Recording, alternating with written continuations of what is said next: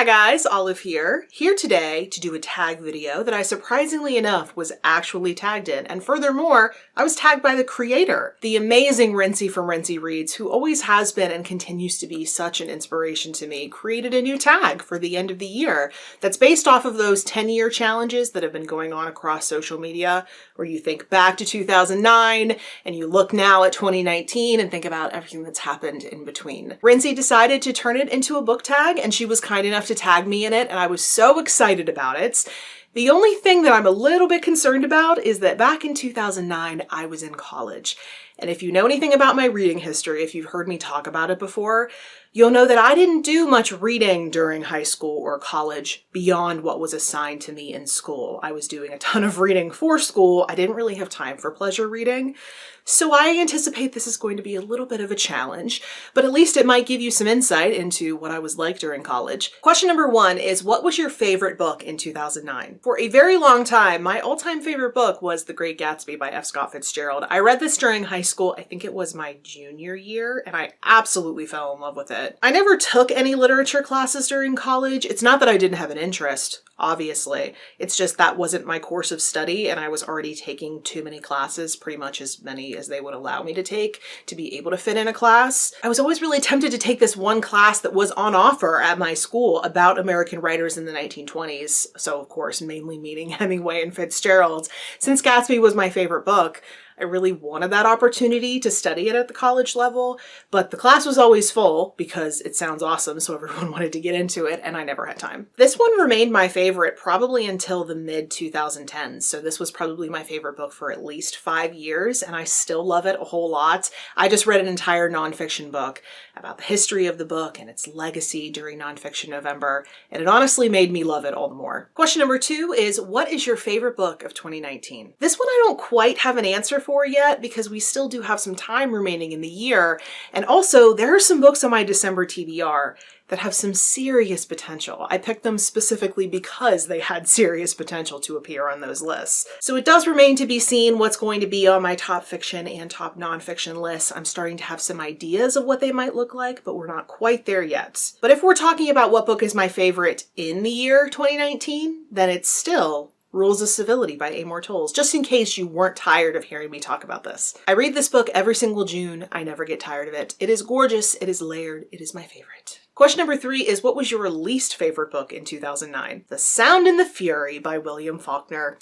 I had to read this book in high school. I still to this day do not know why anyone would expect a high schooler to pick up this book, but I absolutely hated it. It actually put me off of reading for a very long time, and I harbored that hatred for years afterwards. So I think if you would have asked me in 2009 this exact same question, I would have given you the exact same answer. Question number 4 is, what was your least favorite book in 2019? If you watch most of my wrap-ups, you might have seen in my September wrap-up this year, I absolutely went off in a way I haven't done in a really long time on The Secrets We Kept by Lara Prescott, because that book is garbage. I would provide some more specific details as to why I hated it so much, but I'm very fearful that I'm going to go off again, and I'm not quite sure I want to do that to my blood pressure. So if you want more details as to why I hated this book so much, I will post a link to that wrap-up for you. Question number 5 is, what is a book that was published in 2009 that you still want to read? I love this question. I love any excuse to go and poke at the mountain of books that is my Goodreads to-read shelf. I will say The Girl with Glass Feet by Ali Shaw. This one was really big around BookTube when I was first getting started. I don't think I realized that it was a backlist pick at that point. This is a magical wintry tale set on an island on which a girl is slowly turning into glass. And now that I've summarized it, I desperately want to read it, so onto my January pile it goes. Question number 6 is, what is a book that was published in 2019 that you want to get to before 2020?